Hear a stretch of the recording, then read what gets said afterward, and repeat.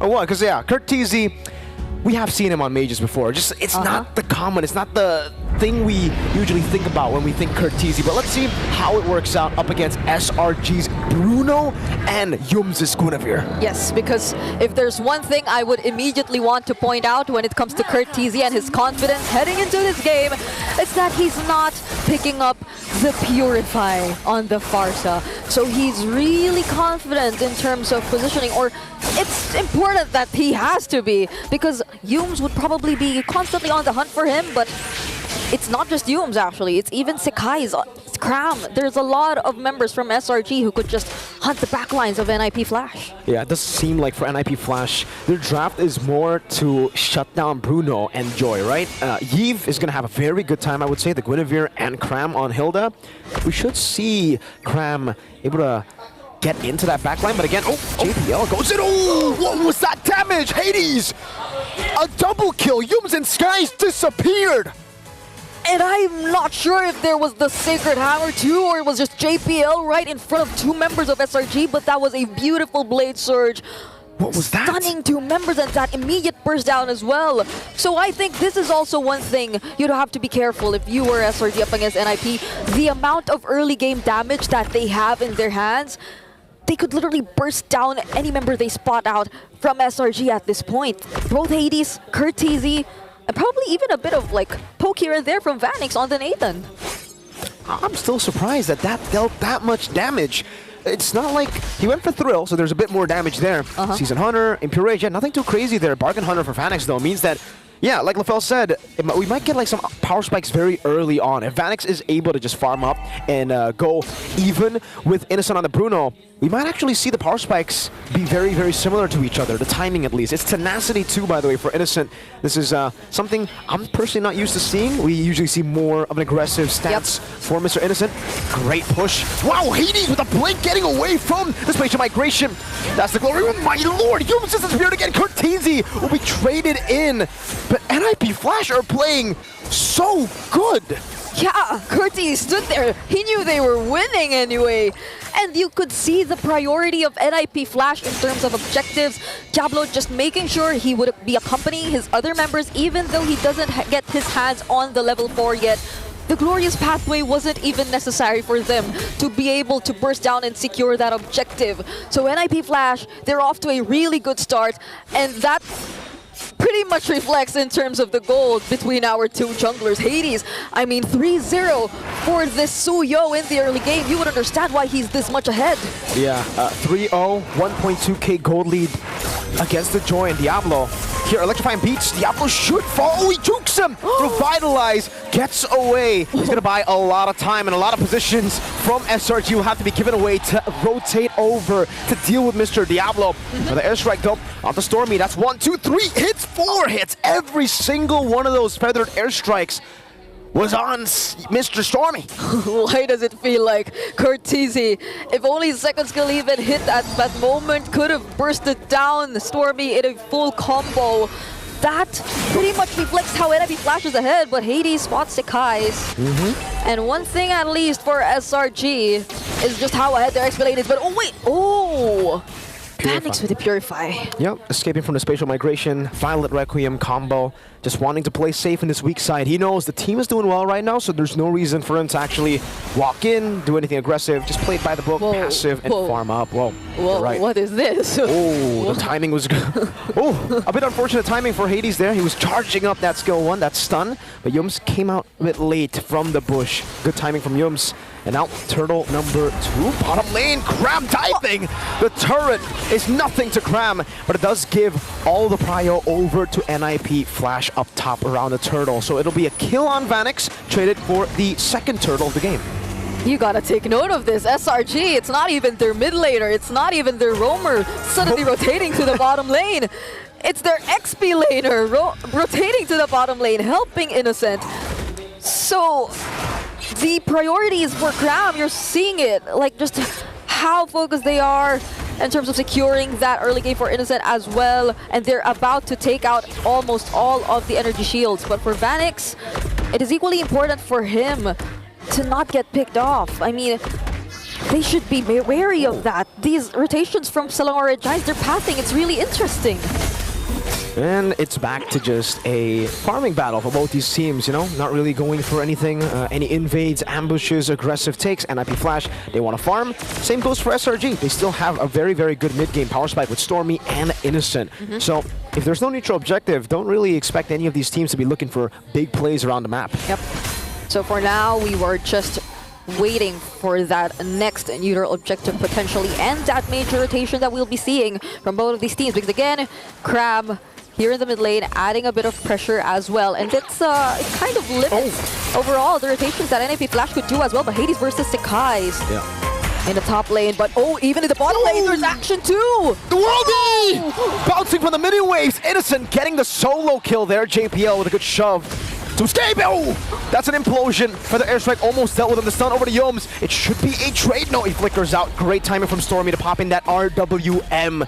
Good field of immobility to stop nipflash from getting that trade. Such clutch timings from both of these teams in terms of using their crucial battle spells and even ultimates just to save each other. But this is looking pretty good for SRG. They're able to get their hands on the tier 1 lane up top, and they might just get their hands on the bottom lane tier 1 turret too. So with just that amount of pressure, which we thought initially would have been favorable for nipflash, it's actually SRG who gets the better of it. But Yums immunes himself with a Violet Cream. So nipflash, they know which resources are gone, but they still want to go for this turtle. Bottom lane shoved in. Does seem like Phoenix will be joining the team here as he shoves into mid lane. JPL doesn't have the flicker, doesn't have that instant engage. Diablo lowers pathway to try to zone them away. Spatial migration comes in, but Hades just wins it out. Yum's very low. Hades going in. That's a kill. Mega kill for Hades as SRG take or concede the turtle and say, all right, we've got enough. We can back off. Yeah, and nipflash, I think they're slowly finding their way to play around SRG's pattern in terms of the team fights. Wait. Nice steal. They got it away from Hades. Still pretty much ahead in terms of gold. I mean, no one's leading more than Innocent, though. If it was just gold that we're talking about, he's pretty much ahead of everyone. But those who are able to convert it earlier, it was SRG, but gradually nipflash, it seems like they're slowly making their way towards SRG's jungle as well. Purify baited out. No flicker for JPL still. They're going to try to go for the steal. The retribution from Hades will secure the purple buff. And that's info. No Purify for Stormy. Yeah, and they just got their purple buff too. They've had some form of revenge from nipflash. So now we're looking at the current situation wherein we barely get to feel the discrepancy in terms of gold. It seems like it's such an equal game between both of these teams. Even in terms of skill score, they're just having exchanges here and there. So I feel like it's very important that we see who gets the better of the other in terms of the objective fights and the neutrals. But then, even before that, slowly, nipflash working their way macro-wise in terms of the game as well. So it feels like they're just being so careful about their engages. This is not the typical hyper-aggressive approach we're seeing from either of these two teams. Definitely not. Yeah, I guess, you know, they've learned from their mistakes, you know. Early on in the Swiss stage, we saw just how aggressive SRG were in the best of ones. Didn't really pay off for them. So they've learned from that. Now they're going to play more to their win conditions. nipflash, on the other hand, they got a lot of success by playing a lot of the aggressive strategies in the Swiss stage, but I guess it's just because of the composition. They have a Farsa and an Atan. So if SRG want to play it slow, nipflash are gladly going to try to match that as well with this composition. They will gladly take the late game, the mid game too. We'll see. Item. Glorious Pathway. That's a spatial migration used already. Feather Airstrike though. That's a very low Curtis with the flicker out. Cram trying to go and dive, and Hades zones skies away. Big resources used up before the Lord. Yeah, but I just want to say, Cram, he's just so consistent in making sure that nipflash will be able to position themselves well, but no, Stormy! He doesn't get saved by the Purify! Doesn't matter, the Purify. Diablo with the DOT! Damage over time, slowly getting Stormy down. Diablo's an assassin with the high lows. JPL goes in for the flicker implosion. Doesn't find anyone. Innocent, meanwhile, getting his spatial migration. Valor Requiem, they're getting split up for their airstrike, and JPL's going to be picked off on the other side of the map as well. Oh no, 3 members left for nipflash, and this might just be a 4v3 or a 5v3 since Stormy is about to return as well. So guys just trying to pressure them a bit. There's a reset though for the Lord, but they're not stopping anyway. That's a spatial migration once again! Connecting Hades, unable to do anything. Skies gets the shutdown, and Cram is trying to go for the flank power. Wilderness, Curtisi, so able to escape. Innocent gets the fadeaway shot. Vanix forced to entropy back, and SRG gets the 2,100 gold lead plus the Lord. We were just talking about how nipflash could have just managed everything considering their composition, and even way back in the drafting phase, earlier they didn't have much of range, but when they picked up the Farsa, you would have thought that they were already able to answer just that. They have ways to reach Innocent, they already have ways to dish out damage from afar, but SRG, they also have the range in terms, or in Stormy, and it's not just that. There's no one in nipflash doing the same job as Cram. There's no one in nipflash just forcing out the cancels on the Fettered Airstrikes and forcing those 2 damage dealers to stick together to make sure that they don't get picked off by the Hilda. And now it's SRG slowly knocking on nipflash's base. Holy defense already used for the bottom lane turrets, and they just have to really work their defense to this. RWM2 trying to get Innocent as much room as possible. You can see the 2 basic attacks on Vanix there. Luckily for Vanix, that did not crit. Wow, it was just so stunning to see that Lord fight, right? It was like nipflash were everywhere, and SRG just capitalized on every single mistake. They got the top lane as JPL failed the implosion flicker. They killed Diablo, who was alone with no initiator. And then the shutdown happened as Hades tried to recover the situation. And now SRG find themselves with a 5,000 gold lead. It's just clean from SRG. Yeah, look at Innocent and his items. He's just lacking one more item, whereas Vanix was just able to pick up his Holy Crystal, but is still looking for more in order to dish out the necessary damage. For the other members too, I think for TC at least, we would be expecting some sort of damage as well, but SRG, at this point, I think they'd be pretty much okay with sustaining all that. He doesn't even get to just use the Fettered Airstrike as freely as he wants to. There's always pressure from Cram and even Sekai's whenever there's a team fight. So I don't think nipflash, they're able to capitalize on their team fighting as much. Not at all. Now they're really going to have to wait for late game. Vanix already has the Holy Crystal.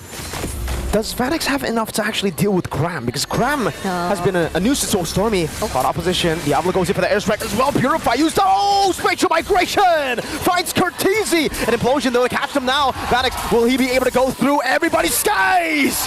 Is on a killing spree. And it just melts Mr. Man Vanix on the Natan. Innocent looking for 3 members down for nipflash. And it seems like nipflash grouping up together didn't work as well, because that was a beautiful spatial migration for Dooms, and it seems like this might just be their walk towards the base. Diablo's doing a good job at baiting and buying time, but he will be slain. Now it's just JPL with a shove onto the minions. Curtisi finds himself back alive. That's a respawn timer for the airstrike into the cannon minion. They will be able to delay it a bit more. Hades and Vanix will spawn again. SRG still wanting to go for the end. Hades jumping in spatial migration. The minions have been dealt with. They're going to go for it, but Hades is still there. It doesn't even matter. Melfic gun range on the Bruno gets it done.